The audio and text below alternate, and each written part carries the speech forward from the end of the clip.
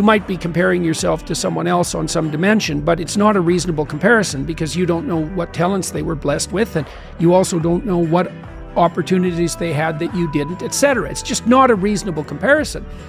It's a lot better to think about who you were and then to think, well, could you be somewhat better in some dimension? And the positive thing about that is the answer is almost always yes. Now, you can orient that transformation towards some stellar target, and that's a reasonable thing to do, but that doesn't exactly mean that you should compare yourself to that target. Aiming at something and comparing yourself to it are not exactly the same thing. Plus, your bloody comparison is also a delusion. You know, that's another thing that you have to understand, is that you look at the person you're jealous of, and really what you're doing is you're looking through a very narrow aperture at a very thin slice of their life.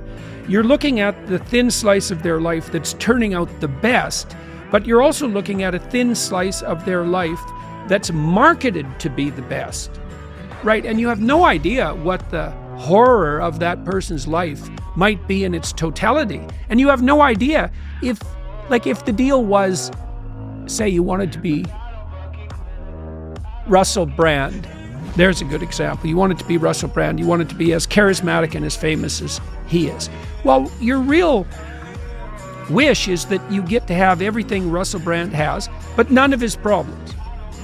Well, come on.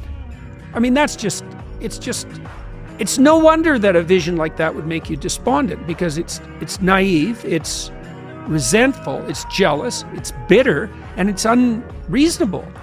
You have to take the good with the bad. You have to take the bad with the good. And people rarely think about that when they're thinking about, the famous people they think they'd like to be.